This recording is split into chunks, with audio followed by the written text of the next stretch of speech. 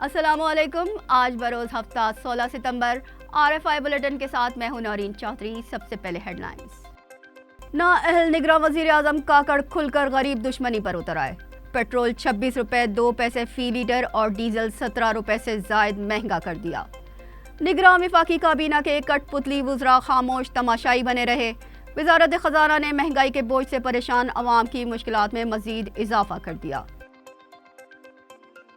Petroleum मसनूआत महंगी होने पर बिजली और अजनास की कीमतों में भी इजाफा होगा। ताजर ने इजाफा मुस्तरद कर दिया, एहतजाज करने का ऐलान। ओवरसीज पाकिस्तानियों के लिए सोनी धरती रेमिटेंस इनामी स्कीम का ऐलान। बाहर से रुकूम भिजवाने वालों से इजाफी चार्जेस नहीं लिए जाएंगे, वफाकी वजीर खजाना का ऐलान। क्यूबा में G77 प्लस ग्रुप का इजलास। चीन के ताउन से होने वाली कॉन्फ्रेंस में 134 ममालिक के सरबराहान और वफूद शिरकत कर रहे हैं। ग्लोबल साउथ के नाम से होने वाली बैठक में चीन के न्यू वर्ल्ड ऑर्डर पर तबादला ख्याल किया जा रहा है। सऊदी अरब और हौसी बागियों के दरमियान मुज़ाकरात पर पेशरफ्त। हौसी वफ्द रियाद पहुंच गया। लीबिया के शहर दरना में समंदरी तूफान डैनियल से जाँ बहक होने वाले हजारों अफराद की इज्तिमाई तदफीन। पाक भारत शायकीन उदास। एशिया कप में पाक भारत मैच देखने का ख्वाब अधूरा। बांग्लादेश के दिलचस्प मुकाबले के बाद भारत को शिकस्त। श्रीलंका और भारत इतवार को एशिया कप फाइनल खेलने के लिए तैयार। हेडलाइंस आपने मुलाहिजा की। चलते हैं खबरों की तफसीलात की जानिब।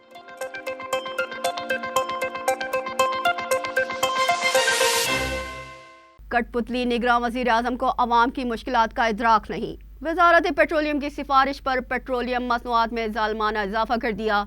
अवाम और ताजरों ने इजाफा मुस्तरद कर दिया। गरीब अवाम के टैक्स की रकम से मुफ्त गाड़ी और पेट्रोल के मजे लेने वाले निगरां वजीर आजम ने पेट्रोलियम मसनूआत में एक मरतबा फिर इजाफा कर दिया। मुफ्त पेट्रोल और शाहाना प्रोटोकॉल लेने वाली निगरां वफाकी काबीना के किसी रुकन ने भी पेट्रोल 26 रुपए, डीजल में 17 रुपए 34 पैसे के इजाफे पर कोई मुजाहिमत नहीं की।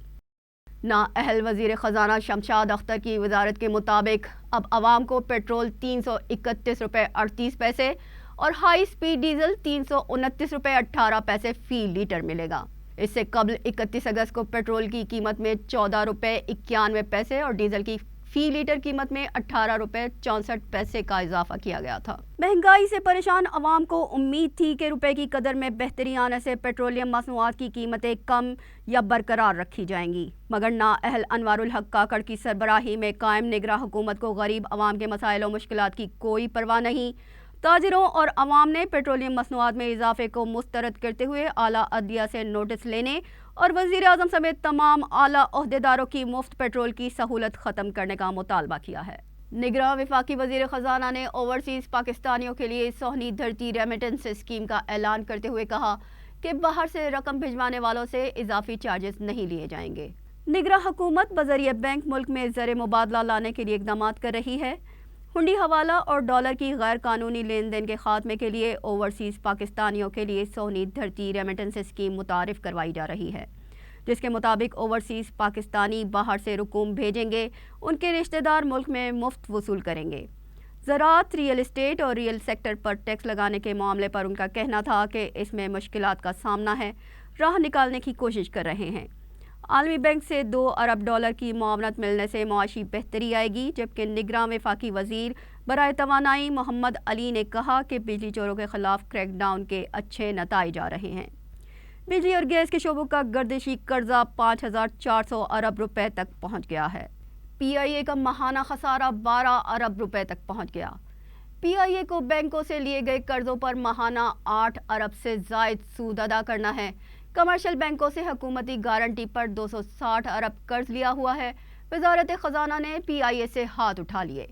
PIA की निजकारी फौरी अमल में लाने की तजवीज़। कौमी एयरलाइन PIA का माहाना खसारा 12 अरब रुपए तक पहुंचने का इंकशाफ सामने आया है, जबकि मजमूई खसारा और वाजिबात 740 अरब रुपए के लगभग हैं। वजारत खजाना ने PIA कर्ज पर सूद और खसारा बर्दाश्त करने से इनकार कर दिया और कहा कि PIA ने कमर्शियल बैंकों को कर्ज पर माहाना 8 अरब से जायद सूद अदा करना है।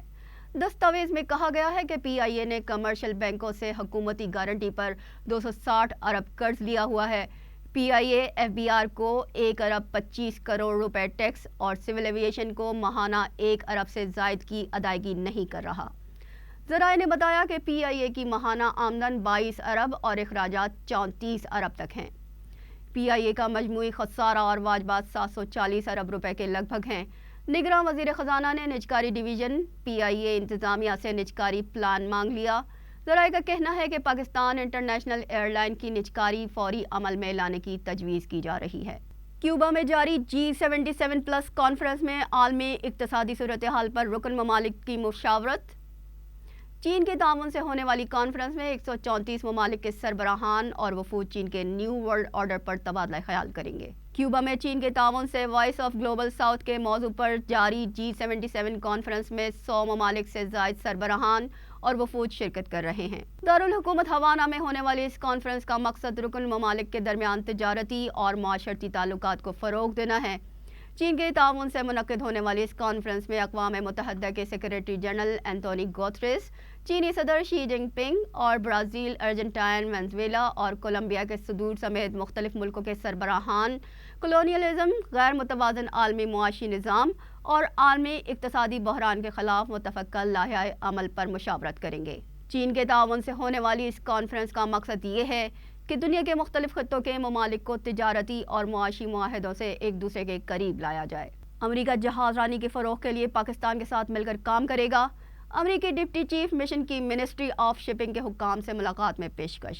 اسلام آباد میں امریکی deputy chief mission Andrew Schofer نے منسٹری آف شپنگ کی ڈائریکٹر جنرل برائے پورٹس عالیہ شاہد کے ہمراہ راؤنڈ ٹیبل کانفرنس کا انعقاد کیا، جس میں وزیر اعظم کے پولیٹیکل سیکریٹری حسین اسلام اور متعلقہ اداروں کے دیگر حکام بھی شریک تھے۔ امریکی ڈپٹی چیف مشن کا کہنا تھا کہ جہاز رانی کی صنعت میں پاکستان کے ساتھ شراکت داری کو بڑھانا چاہتے ہیں تاکہ سمندری تجارت کے فروغ اور ماحولیاتی تبدیلی سے نمٹنے کے لیے بھی کام کر سکیں۔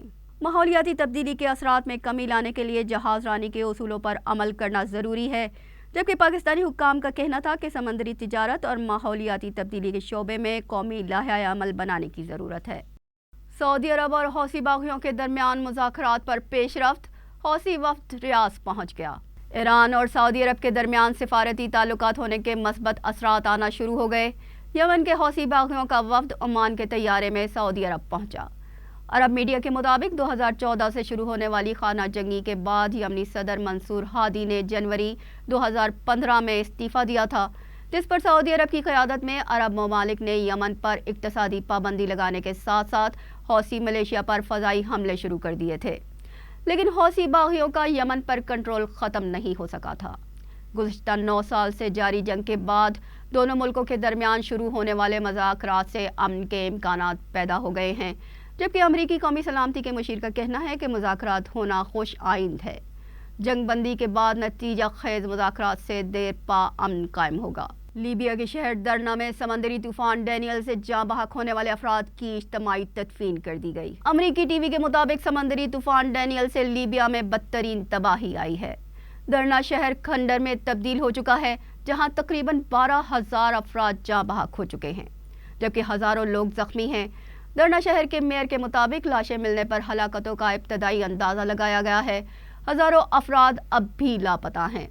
خدشہ ہے کہ ہلاک ہونے والے افراد کی تعداد 3 گنا ہو جائے گی۔ امدادی ادارے زخمیوں کے علاج اور بحالی کے کام میں مصروف ہیں۔